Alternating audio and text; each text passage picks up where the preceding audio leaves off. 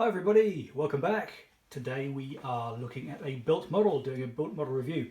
This is the AMT 1929 Ford Model A Roadster. In fact, to be specific, this is actually the Mod Rod. If I just show the box there, the Mod Rod kit, which includes parts for two kits. You can make the hot rod version, a couple of different hot rod versions, or you can make the stock 29 Ford Model A, which is what I chose to do, and you can also mix and match and create a kind of early rod, old racer style. But there are the stock parts to create the stock version, which is what I decided to do with the with this half of the kit. The other half I'm going to build as a hot rod. So here it is. I think this kit came out from AMT originally in the late 1960s and has been reissued, reboxed a few times since then, both as the custom rod version and as the stock version, I believe.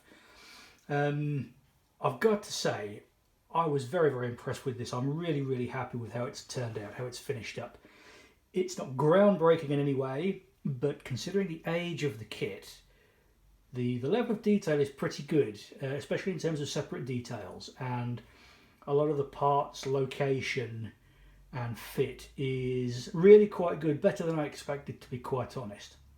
So let's see what we actually get here. So you can see we've got these. Actually, I'm going to have to be careful. I just realised I've not fixed the axles in place. I'll hold it in my hand, that'll be better. So you get, I'll start off with the things that I don't think are quite so appealing. The wheels are a little bit on the basic side, a little bit on the chunky side with those spokes.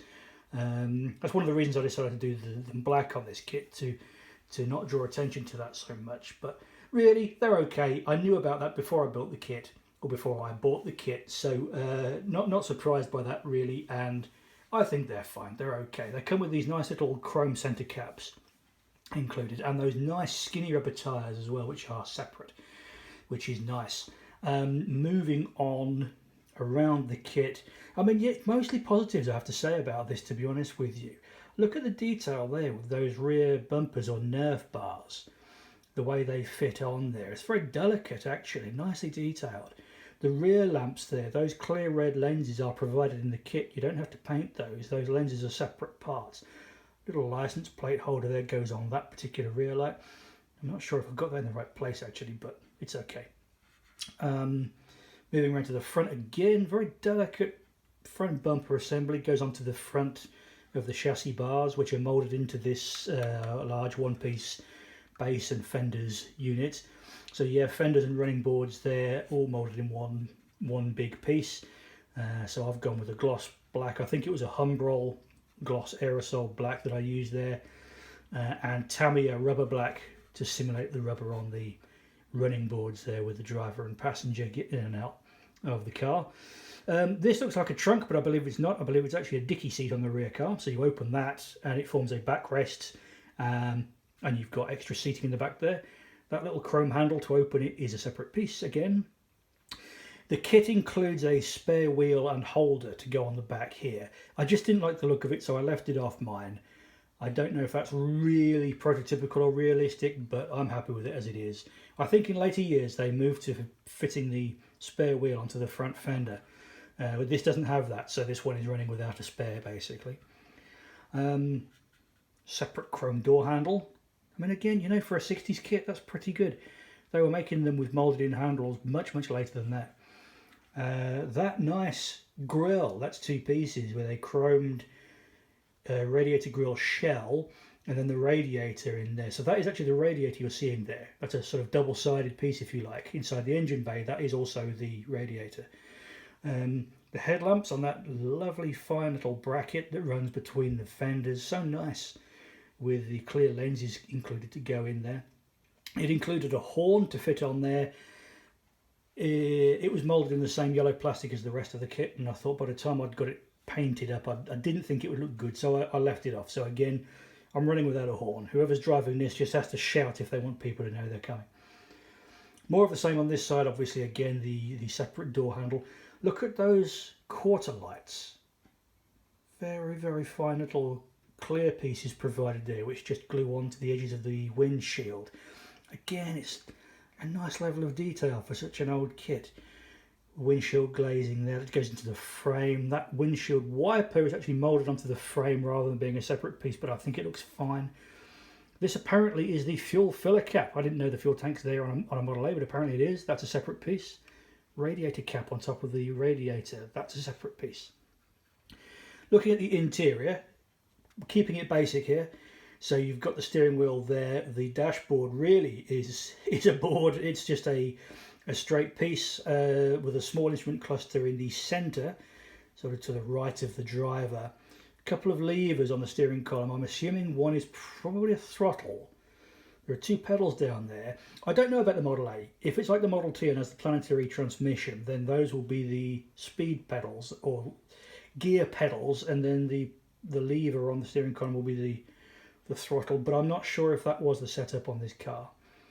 In fact, there's a handbrake and gear lever which are included as separate chrome pieces in the centre there. That makes me think actually this doesn't have the Model T setup, but I don't know. I'm not sure really. And then the rest of the interior, very simple.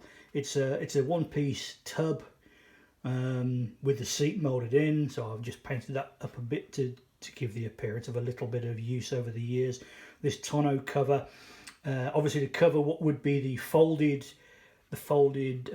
top on the real car. It does come with a top moulded in the up, or an up top, a top moulded to represent a closed roof, an up roof, which you can use if you want to. I chose to go with open on this particular one.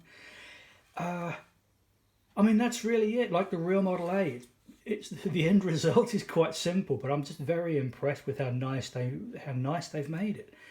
I'm going to see if I can get the hood off here and show you the engine, which is I believe on the real Model A it is a 3-litre 4-cylinder. I think I'm right in saying that. Petrol, of course. Yeah, so it's a simple engine bay. I didn't do a lot of detailing in there, to be honest with you. Just a couple of washes on the engine, just some detail painting to represent the exhaust manifold and carburetor intake setup there. This isn't a cross-flow engine, so if you look at the other side, it's effectively just a sort of a blank side to the engine really. There's a pipe there which is, I don't know whether that's to do with oil pickup or coolant, I'm not too sure. Obviously the top radiator hose you can see. It's a side valve or flat head engine, so you can see the characteristic flat top with the bolts holding the head down.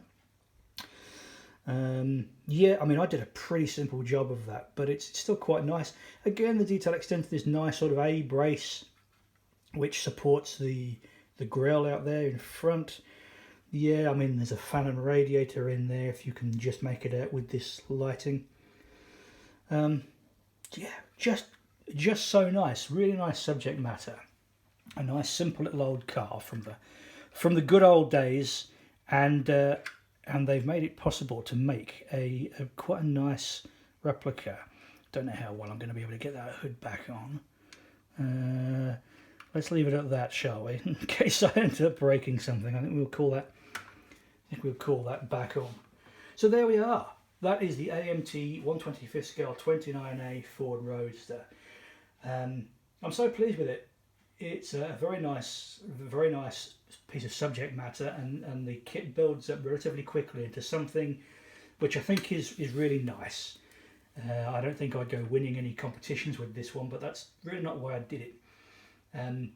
So you can see the unboxing video for this elsewhere on the channel. I'm also now working on the hot rod version because I was excited to get on with that and see how that's working out as well. So I'll bring you news on that hot rod build very soon. Until then, thank you very much for watching.